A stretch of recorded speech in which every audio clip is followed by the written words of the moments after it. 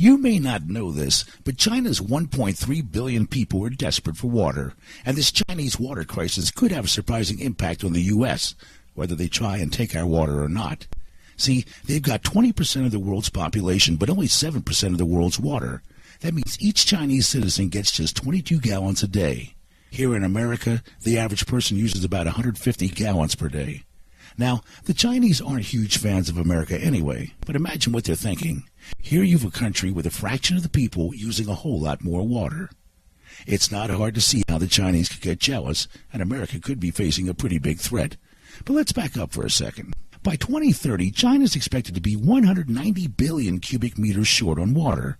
That's about as much water as is in Lake Mead, where the Hoover Hydroelectric Dam is. And you don't have to be a rocket scientist to know you can't pipe that much water in. But this isn't just a problem China's going to have in the future.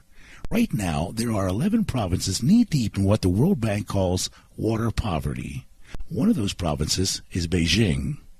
And not only that, but according to Business Insider, 190 million Chinese regularly drink polluted water. That's an obvious bad idea.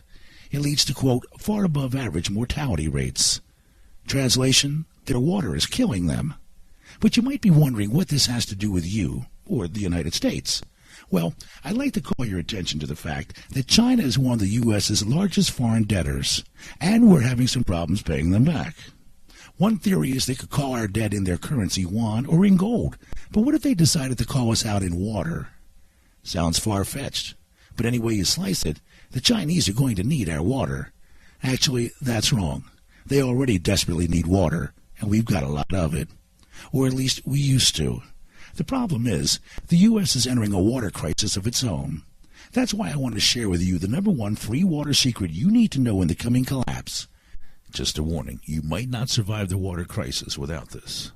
But the good news is, if you know how to turn on your tap water, you're overqualified to use this simple secret. So let's get down to business. The world is running out of clean drinking water, and as humans, we can't survive without it. It's kind of crazy when you think about it. The Earth's surface is 71% water, but we can drink less than 0.036% of it. And most of the water we can drink is in a giant lake in Siberia. And the way the population is growing, polluting and destroying nature's water filters, we're going to be out of water soon. Some scientists say around the year 2030. The good news is we've got some time. 2030 is a pretty long way off. Don't get me wrong. I'm not thrilled about the idea of having to figure out some way to live without water, but there's not a whole lot we can do today. But here's where things get tricky.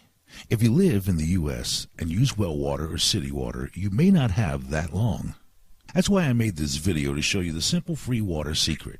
It'll literally let you stockpile as much water as you want without having to buy a single bottle.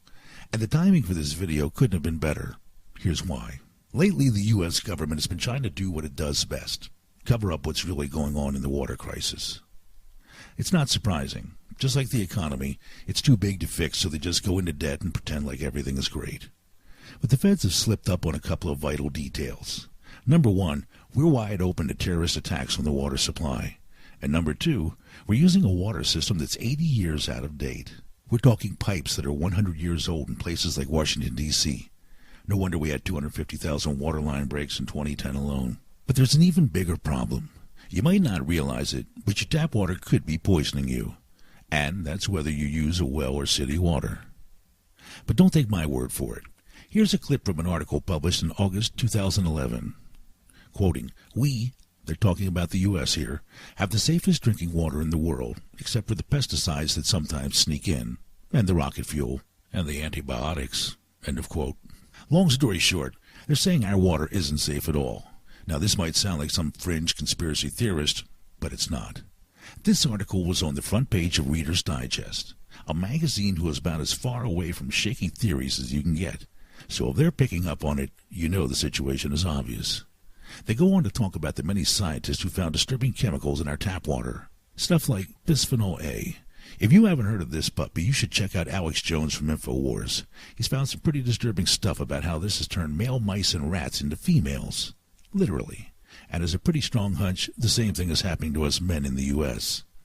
Another chemical to learn about is fluoride.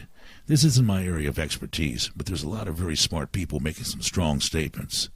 You might be surprised to hear that many experts are maintaining that the government is using fluoride in the water to dumb us down and make Americans easier to handle. This sounds about right when you look at the current generation of teenagers. But whether you believe any of those or not, here's the one that got me. You know all those extra pills people don't use? Pills for everything from birth control to artificial hormones to painkillers? They're flushed down the toilet or thrown in the trash and end up in a public landfill. No big deal until you realize those same chemicals that are illegal to buy without a doctor's prescription are showing up in our water, and after you drink it, in your body. Not that big of a problem since there's only a little bit of it in the groundwater, right? Well, that's what I thought until Dr. Frederick von Saul from the University of Missouri explained that some of these drugs can hurt you, even if there's a teeny tiny amount in there. They get into your body, look like a hormone, act like a hormone, and can screw things up pretty bad. Bottom line is, it's been proven over and over pharmaceuticals are in our water. But before we get to the water